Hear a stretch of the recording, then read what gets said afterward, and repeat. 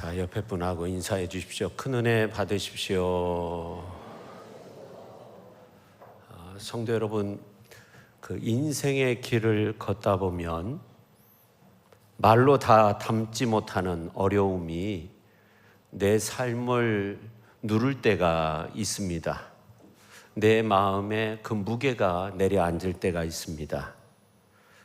이유를 분명히 설명할 수는 없는 불안이 내 밤을 길게 만들고 또 가슴 깊은 곳에서부터 한숨이 올라와 하루의 시작과 끝을 흐리게 만들 때가 있습니다. 사람들 앞에서 괜찮은 얼굴을 하고 살아가지만 홀로 남은 자리에서는 마음의 짐이 돌처럼 눌러 앉아서 한 걸음도 내딛기 어려운 순간이 찾아옵니다. 그 무게는 때로는 실패의 기억이 되고, 때로는 관계의 상처가 되고, 때로는 앞길에 대한 두려움으로 변하여 우리의 영혼을 짓눌러 버립니다.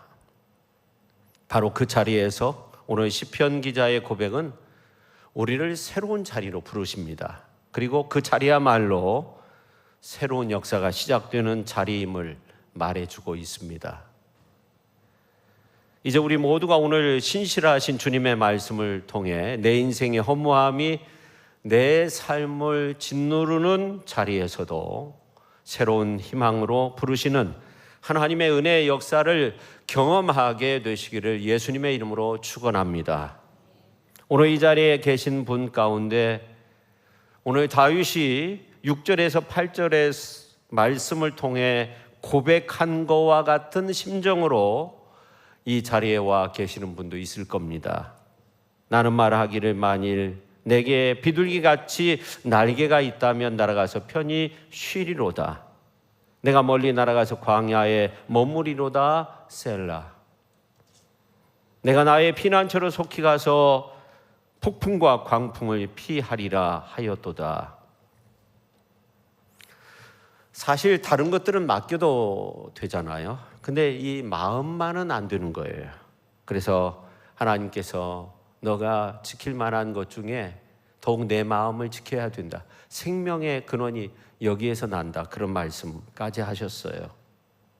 오늘 이제 55편 말씀 속에 나오는 단어들, 적의 칼날, 원수의 압제, 핍박, 사망의 위협, 다 주님께 맡길 수 있습니다. 그러니까 오늘 이제 말씀의 저자가 경험하고 있는 상황은 굉장히 어려운 그러한 상황입니다. 그런데 시편 기자는 그러한 것들을 하나님을 향한 믿음으로써 전부 다 극복하고 있습니다.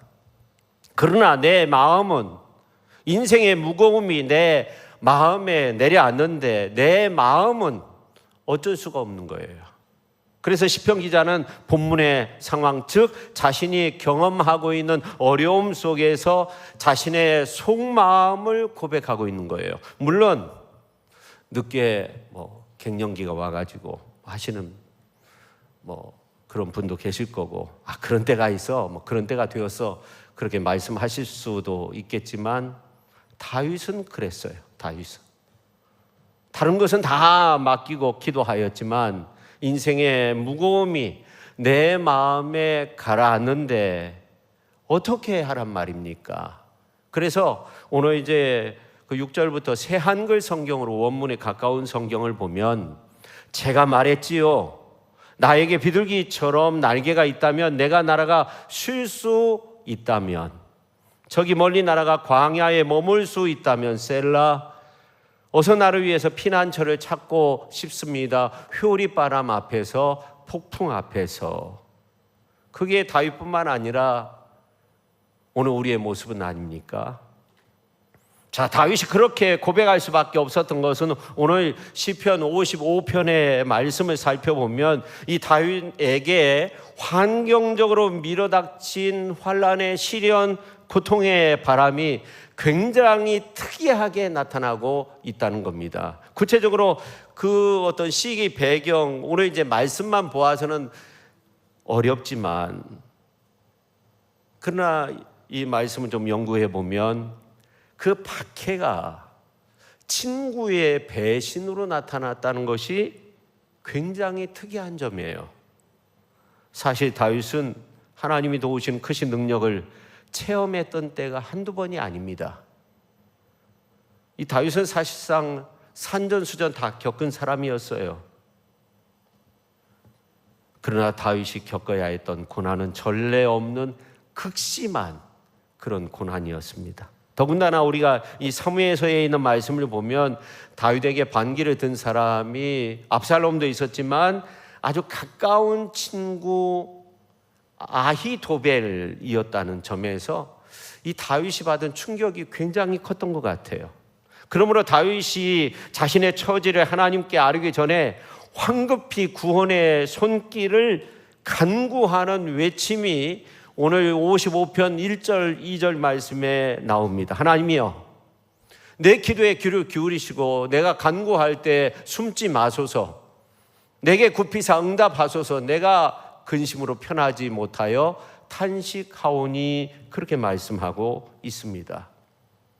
성도 여러분, 가장 가까운 사람의 배반, 이 타락은 큰 고통과 좌절을 맛보게 하는 겁니다. 예수님의 고통도 이 모습에서 컸다는 것을 알 수 있잖아요. 가룟 유다가 3년 동안 공생에 거쳤는데, 함께 했는데 예수님을 팔아넘겼어요. 압살롬도 압살롬이지만 친구 아히도벨의 이 배반은 다윗의 마음을 너무나도 무겁게 한 겁니다. 그래서 6절에 나온 내가 비둘기처럼 날개가 있다면 날아가고 싶다는 이 고백은 다윗의 처절하고 외로운 상황을 묘사하기에 아주 충분하죠. 자신이 거주하던 성은 악인들의 차지가 되었습니다. 오늘 이제 9절부터 보면 또 악인들이 죄하로 통치하니까 성중에 온갖 죄악이 난무했습니다. 이러한 가운데 다윗은 자기 원수를 자기 손으로 처단하고 이런 것들을 거절하고 거짓된 혀, 아첨하는 혀가 오히려 그들의 올무가 되기를 구하고 있습니다. 이렇게 다윗은 모든 것에 하나님께 의탁했습니다. 심지어 복수하는 것까지 하나님께 의탁했습니다. 근데 오늘 이제 12절부터 보면 14절 말씀까지 보면 한 사람을 지목하고 있어요. 그 배신자가 원수요 다윗을 미워하는 자였다면 참으로 이 다윗은 피하면 되는 거예요. 근데 그는 다윗의 가까운 친구였다고 그렇게 말씀하고 있어요. 13절 말씀 한번 보십시오. 그는 곧 너로다, 나의 동료, 나의 친구요, 나의 가까운 친구로다, 그렇게 말씀하고 있어요. 하나님의 집에서 서로 의논하고 교제하던 그런 친구, 가까운 친구의 배신은 다윗의 마음을 아주 비통하게 만든 거죠. 그래서 다윗은 믿음으로 하나님께서 갚아주실 것을 바라면서 위로를 얻고 있는 겁니다. 다윗은 이 일로 근심하고 탄식하였지만 하나님께서 자기의 기도를 들으시고 자기의 생명을 구원하시고 평안을 주실 것을 압니다. 이렇게 하나님께서 행하신다는 것이, 그것이 다윗의 위로가 되었던 거예요. 이렇게 하나님은 자기를 억울하게 하시거나 자기 얼굴을 부끄럽게 하실 분이 알았다는 것이 그에게 위로가 되었던 거예요. 힘이 되었던 거죠. 그게 55편의 줄거리입니다. 그야말로 막다른 상황 속에 놓였던 겁니다. 15세기의 유명한 신학자 에라스무스는 평화의 탄식이라는 그러한 책을 썼는데, 여기에 보면 예수님께서 평화를 주셨는데 세상 어디에 가도 평화가 없다는 거예요. 개인의 평화, 가정의 평화, 세상의 평화, 평화가 없어서 실종된 그 평화에 대해 불평한다는 그런 내용입니다. 왜 평화가 없습니까? 평화의 주인 되신 예수님을 모시지 않았기 때문에 그렇습니다. 성도 여러분, 우리는 우리 민족 위에 주님의 평화가 임할 수 있도록 위에서 기도해야 됩니다. 우리 가정 위에, 개인 위에, 우리의 인생의 앞날 위에 평화가 깃들도록 하나님 앞에 기도할 수 있어야 하는 겁니다. 이 평화라는 이 두 글자이지만 사람이 아무리 애쓰고 노력하고 그런다고 해서 진정한 평화가 임하느냐? 평화를 가진다 해도 상대적인 평화, 상황에 의해 쉽게 바뀌어지는 평화입니다. 성도 여러분, 승리는 전쟁에 있지 않는 거예요. 미움과 분노가 우리에게 평화를 주는 것이 아닙니다. 분노를 다스리고 마음의 평화를 이루는 자가 결국 승리하게 되는 거예요. 이 세상은 너무나 무거운 짐이 있어요. 개인의 짐, 국가의 짐도 있어요. 피비린내 나는 전쟁의 소용돌이 속에서, 사회적 피폐 속에서도 다윗이 푸른 초장에 있었던 어린 양과 같이 영혼의 안식을 누릴 수 있었던 것은 자신의 짐을 주님께 전적으로 의탁하였기 때문에 가능했던 겁니다. 이런 다윗이 다시금 자신을 배반한 사람에 대해서 언급하는데 20절, 21절에 있는 말씀을 보면 잘 나와 있어요. 근데 재밌는 것은 20절, 21절에 있는 말씀을 보면 이 그라는 단어가 5번이나 나와요. 그는 손을 들어 그의 언약을 배반하고 그의 입은, 그의 마음은, 그의 말은 계속적으로 그렇게 5번이나 말하면서 겉으로는 친밀함, 평화를 가장해서 접근하지만 실제로는 잔인하게 공격하는 악인을 상징하고 있는 겁니다. 속마음은 뽑힌 칼과 같다는 거예요. 이런 상황 속에서 주님은 어떤 분이신가? 다윗은 고백합니다. 우리의 모든 짐을 날마다 짊어주시는 분, 그리고 삶의 무거운 짐을 진 인생들을 초대하시는 분, 실로 주님께서는 우리의 짐을 가볍게 풀어주실 뿐만 아니라 구원의 안식까지 주시는 분이십니다. 성도 여러분, 오늘 또 말할 수 없는 그러한 짐에 눌려 지쳐 쓰러져가는 그러한 삶을 살고 있습니까? 그렇다면 결단하십시오. 인생의 무거움이 내 마음에 내려앉아 있습니까? 결단하십시오. 어떻게 결단해요? 참 쉬워요. 나의 짐을 여호와께 맡기겠다 하는 거예요. 오늘 22절 같이 한번 읽겠습니다. 내 짐을 여호와께 맡기라. 그가 너를 붙드시고 의인의 요동함을 영원히 허락하지 아니하시리로다. 주님의 말씀이에요. 오늘 이 말씀은 가벼운 위로나 막연한 격려가 아닙니다. 무거운 현실 한복판에서 건져 올린 신앙의 진술, 삶의 바닥에서 울려 퍼지는 기도의 언어입니다.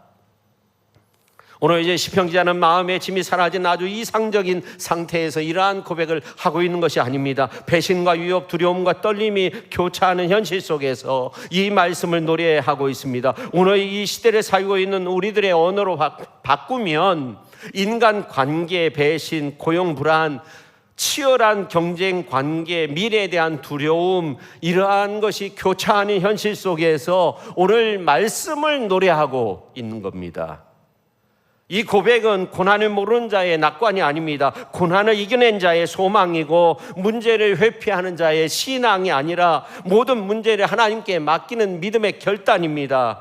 오늘 이 본문 말씀은 믿음으로 모든 고난을 통과한 자의 확신을 말하고 있는 거죠. 성도 여러분, 우리는 흔히 마음의 무거움을 스스로 해결하려고 합니다. 오히려 이 마음의 무거움이 내 인생의 짐을 짓눌러 마음의 허상이 내려앉는 그러한 경험을 할 때가 많이 있습니다.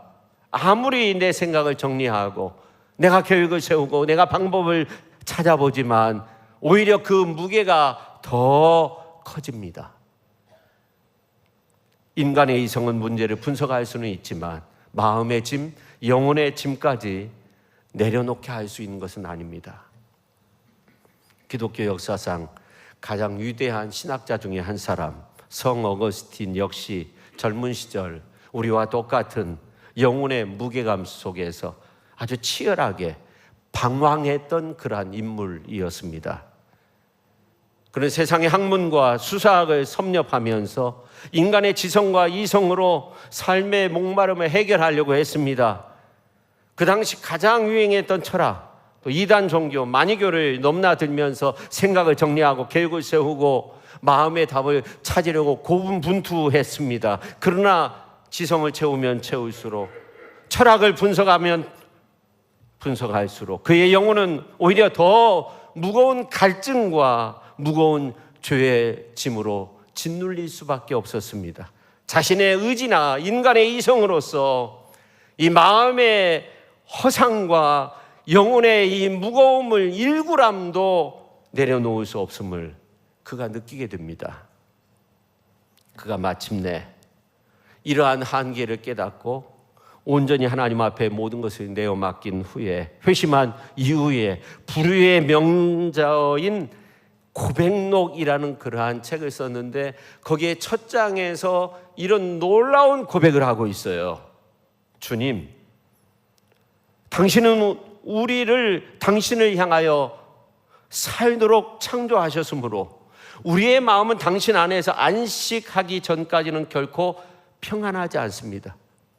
하나님은 우리가 하나님을 향해서 살도록 창조하였기 때문에 우리의 마음이 하나님 안에서 안식을 누릴 때 진정 안식을 얻게 된다는 거예요.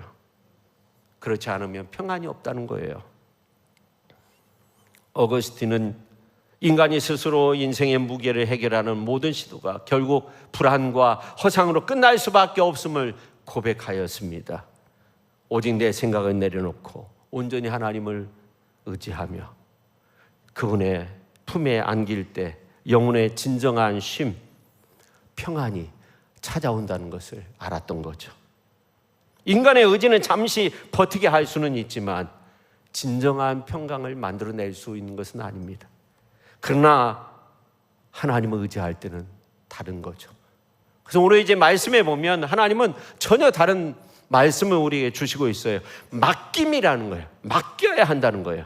첫째, 이 기도를 통해서 문제를 없애내는 그러한 기술이 아니라 삶의 문제, 그 무게를 하나님께 옮겨드리는 행위라는 것을 말씀하고 있어요. 그래서 오늘 이제 22절 전반절에 보면 내 짐을 여호와께 뭐라고 말씀하고 있어요? 맡기라.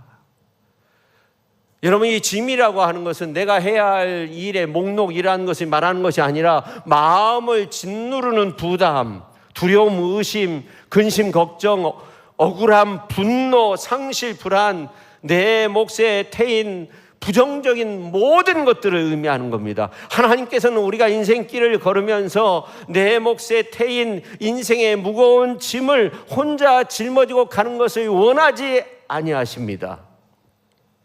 우리 인생이 감당하기에 벅찬 무게를 혼자 짊어지고 가는 것을 원하지 않습니다. 주님은 우리에게 말씀하십니다. 그 가져오라는 거예요. 당신께 내려놓으라는 거예요. 우리의 연약함을 꾸짖는 말씀이 오늘 22절 말씀이 아니라 우리의 연약함을 아시는 주님의 품에 맡기라는 거예요. 초대인 거죠.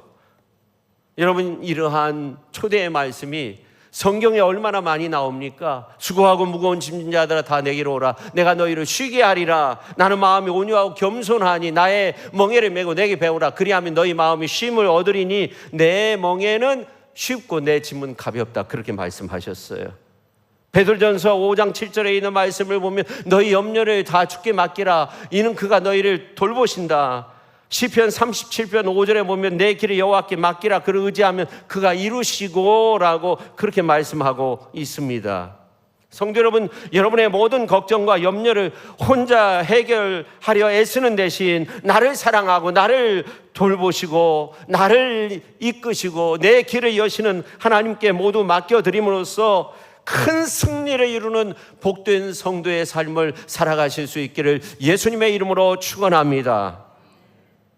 그럼 우리의 기도는 뭘까요? 바로 주님의 이러한 초대에 응답하는 겁니다. 기도할 때 굳이 우리의 상황을 미화시킬 필요가 없어요. 그냥 솔직하게 우리의 감정을 숨길 필요도 없어요. 시편 기자처럼 인간관계, 배신, 고용불안, 치열한 경쟁 관계, 미래에 대한 두려움, 이러한 것들이 교차되는 현실 속에서 그대로 토해내는 겁니다. 야훼 하나님 앞에서 이 기도는 체면 차리는 기도가 아니라 내 마음에 무거운 짐을 내려놓는 그런 자리인 겁니다. 그 자리에서 우리가 간절히 기도하다 보면 내가 짊어지고 있던 삶의 무게가 원래 이게 내 몫이 아니었구나, 내 몫이 아니었고 야훼 하나님께 맡겨야 하는 것이었구나, 이것을 느끼게 될 것입니다. 실제로 오늘 성경은 우리에게 그 말씀을 하고 있는 거예요. 우리의 짐을 맡기라는 거예요. 너의 짐을 맡기라는 거예요. 내 짐을 여호와께 맡기라는 거예요. 그렇게 말씀하고 있어요. 그리고 분명한 결과를 말씀하고 있습니다. 그가 너를 붙드신다는 거예요. 둘째, 하나님께서는 짐만 맡으시고 짐만 받아가시는 분이 아니라 짐을 내려놓은 우리를 강력한 손으로 붙드시는 하나님이 되신다고 그렇게 말씀하고 있어요. 우리가 하나님께 맡기는 기도는 단지 문제를 하나님께 떠넘기는 그런 기도가 아니에요. 하나님께 맡기는 기도는 하나님께서 우리를 강력하게 붙들어 주시는 통로가 되는 줄로 믿으시기를 바랍니다. 그래서 오늘 이제 말씀에 붙드신다는 말은 히브리 말로 쿨이라는 말인데, 부양한다, 너가 넘어지지 않도록 붙들어 준다, 넘어지지 않도록 지켜준다, 유지하게 한다, 견디게 한다, 그런 의미가 있습니다. 인생길을 가다 보면 상황이 아주 긍정적으로 바뀔 수도 있고 아니면 부정적으로 바뀔 수도 있고 아니면 바뀌지 않을 수도 있어요. 근데 우리가 우리의 짐을 하나님께 맡기면 하나님은 먼저 우리의 존재의 중심을 지켜주신다는 거예요. 흔들리지 않도록 지켜주신다는 거예요. 여기에서 우리는 신앙의 중요한 전환을 꿈꾸게 되는 거죠.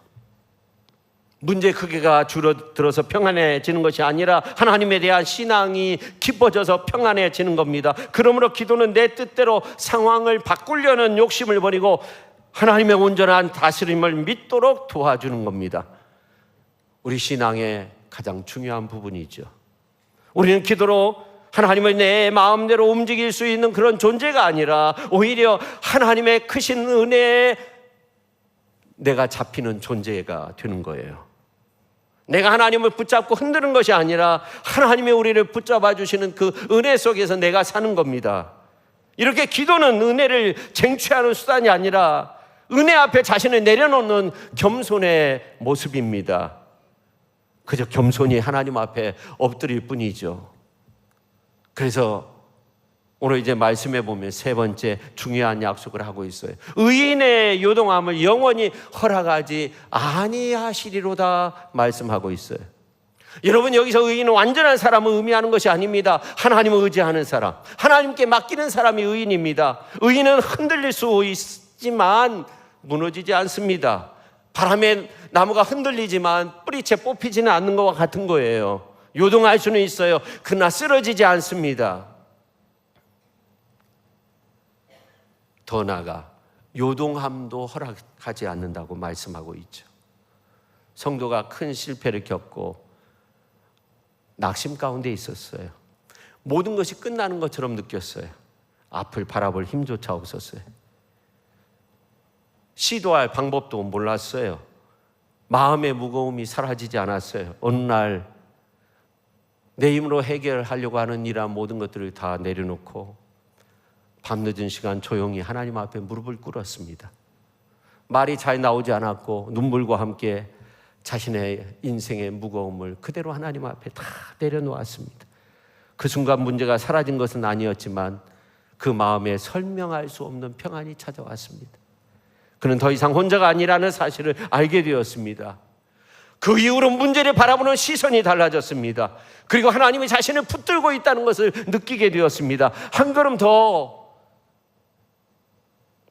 하나님 안에서 능력 있게 앞을 향해 나아갈 수 있었습니다. 기도는 현실을 부정하지 않으면서도 현실보다 크신 하나님을 바라보게 하는 겁니다.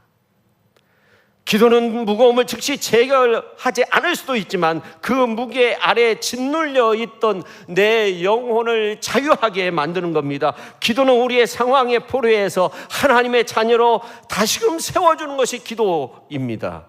성도 여러분, 오늘 또 마음의 짐을 지고 이 자리에 오신 분이 계시다면 그 짐을 들고 더 오래 서 있으려고 하지 마십시오. 하나님께 맡기시기를 주님의 이름으로 축원합니다. 하나님께 맡기는 기도의 자리는 패배의 증거의 자리가 아니라 승리의 자리가 될 줄로 믿습니다. 그 자리에서 하나님께서 우리를 붙드시며 흔들리는 우리의 인생을 은혜의 손으로 우리를 붙잡아 주시는 줄로 믿으시기를 바랍니다. 그래서 오늘 22절은 인간의 실존적 그 자리 한가운데 울려 퍼지는 하나님의 능력의 말씀이 되는 거죠. 그래서 우리가 오늘 22절 말씀을 다시 한번 큰 소리로 읽어볼까요? 내 짐을 여호와께 맡기라. 그가 너를 붙드시고 의인의 요동함을 영원히 허락하지 아니하시리로다. 아멘. 고난이 제거된 상태에서 아주 이상적인 그런 선언이 아니에요. 배신과 공포, 흔들림과 위협 속에 뛰어난 믿음의 고백. 평온한 정원에서 이 말을 기록한 것이 아니라 마음이 갈기갈기 찢기는 상황 속에서 하나님을 향해서 이러한 고백을 했던 겁니다. 말씀을 마치려고 합니다. 우리의 문제는 짐이 있다는 사실 자체에 있는 것이 아닙니다. 혼자 그 짐을 짊어지려고 하는 데 있어요. 인간은 본능적으로 혼자 모든 일을 내 삶을 통제하고 해결하려고 애쓰고 견디려고 애쓰고 그렇습니다. 그러나 이 마음의 무거움은 분석한다고 사라지지 않고 결단한다고 가볍게 되지 않습니다. 우리 스스로 해결하려고 하면 할수록 더 깊은 수렁으로 빠져드는 경우가 많이 있어요. 맡긴다는 것은 단순히 생각 속에서 하나님께 맡깁니다 그렇게 말하는 행위가 아니라 더 이상 자신이 주인이 되지 않으려는 결단을 의미하는 거예요. 이게 중요한 거예요. 그러니까 그런 의미에서 맡기는 기도, 하나님께 맡기는 기도를 하는데 이 맡기는 기도는 하나님께 내 삶의 주권을 내드리는 거예요. 거룩한 행위인 거예요. 하나님이 붙잡아 주시라고, 하나님이 역사해 주시라고, 하나님이 내 마음도 주관해 달라고. 이 기도의 자리는 우리의 연약함이 드러나는 자리이지만 동시에 하나님의 능력이 나타나는 자리가 되는 줄로 믿으시기를 바랍니다. 그래서 시편 기자가 그러했듯이 그 기도의 자리에서 우리는 하나님 앞에 있는 모습 그대로 서면 되는 거예요. 하나님은 우리를 외면하지 않으십니다. 그가 우리를 붙드신다고 말씀하고 있잖아요. 하나님은 짐만 받아가시는 분이 아닙니다. 짐을 내려놓는 우리 자신을 붙드시는 분이 되십니다.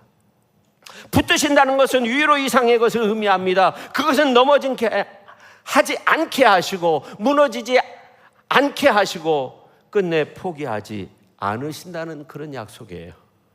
상황은 그대로일 수 있지만 존재의 중심은 흔들리지 않게 하시는 그 하나님의 신실한 손길이 있음을 믿으시기를 바랍니다. 성도 여러분, 우리의 신앙은 우리의 결단과 열심 위에 세워지는 것이 아니라 하나님의 주권과 하나님의 은혜 가운데 세워지는 거예요.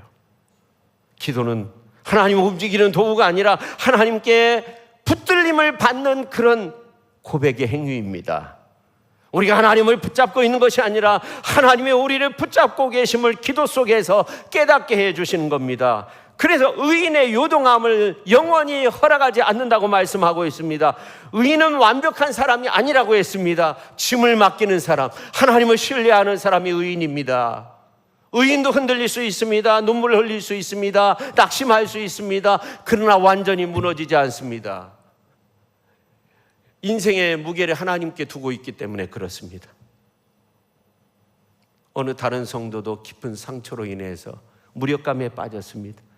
그가 십자가 앞에 예배드리면서 눈물만 흘렸어요. 이상하리만큼 평안이 스며들었어요. 그날 이후로 깨달았습니다. 문제보다 하나님이 더 크다는 사실, 자신이 더 이상 혼자가 아니라는 사실. 그래서 그는 다시금 하나님 안에서 능력 있게 일어설 수 있었습니다. 여러분, 기도는 현실을 부정하지 않습니다. 오히려 현실보다 크신 하나님을 바라보게 합니다. 오늘 또 마음의 무거움을 안고 이 자리에 계신다면 그 무거움을 오래 품고 계시지 마시고 하나님께 맡기시기를 주님의 이름으로 축원합니다. 그분은 우리를 붙드시며 흔들리는 인생을 은혜의 손으로 지켜주시는 신실하신 하나님이 되시는 줄로 믿으시기를 바랍니다.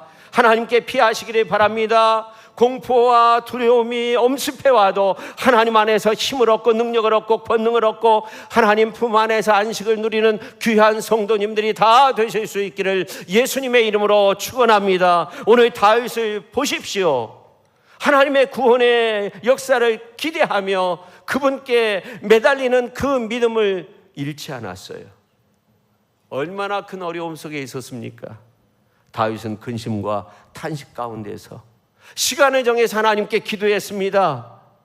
다윗의 기도에는 의심이나 절망이 보이지 않습니다. 하나님은 다윗을 파멸해서 구속하셨고 더 나아가 다윗을 해하는 모든 적들의 모습들을 파멸의 웅덩이로 몰아넣으셨다고 오늘 23절에서 말씀하고 있습니다. 다윗이 삶의 가장 밑바닥에 처한 환경 속에서도 한 가지 놓치지 않는 것은 하나님을 의지하는 신앙. 환난의 날에도 두려움으로 가득 찬 날에도 하나님을 의지하며 어려움을 극복했습니다. 하나님을 높여드렸습니다. 어려움을 뛰어넘었습니다. 시간을 정해서 하나님께 기도하는 가운데 어려움을 이겨냈습니다. 오늘 17절에 있는 말씀을 보면 다윗이 하루에 3번씩 집중적으로 그 문제를 위해서 기도했습니다. 이런 아름다운 신앙의 모습으로 승리의 삶을 살아가실 수 있기를 예수님의 이름으로 축원합니다. 인생의 무거움이 내 마음에 내려앉을 때 오늘 다윗과 같은 그러한 모습으로 승리의 길을 걷는 우리 모두가 될 수 있기를 예수님의 이름으로 축원합니다. 축원합니다. 기도하겠습니다. 인생의 무거움이 내 마음에 내려앉는 순간 다윗은 고백했습니다. 내 짐을 여호와께 맡기라. 그가 너를 붙드시고 의인의 요동함을 영원히 허락하지 아니하시리로다. 다윗은 하나님으로 인하여 위로를 얻었고 하나님으로 인하여 힘을 얻었고 하나님이 나를 지켜주시고 나를 구원의 길로 인도하시고 승리의 길로 이끌어 주실 것이라는 그런 믿음으로써 일어설 수 있었습니다. 아버지 하나님, 오늘 우리들도 여러 가지 어려움 속에 있을 수 있습니다. 그야말로 오늘 말씀의 제목처럼 인생의 무거움이 내 마음을 내려앉는 것 같은 그런 어려운 상황에 놓여 있을 때도 있습니다. 그러나 다윗처럼 그 아름다운 모습으로 하나님이 나를 꼭 붙들고 계심을 믿고 의지하는 가운데 기도함으로 그런 믿음을 가지고 승리의 길을 걷게 하시고 다시금 용기 백배해서 하나님의 영광 가운데 살아가기에 부족함이 없는 귀한 삶이 되게 하여 주시옵소서. 예수님의 이름으로 기도하옵나이다. 아멘.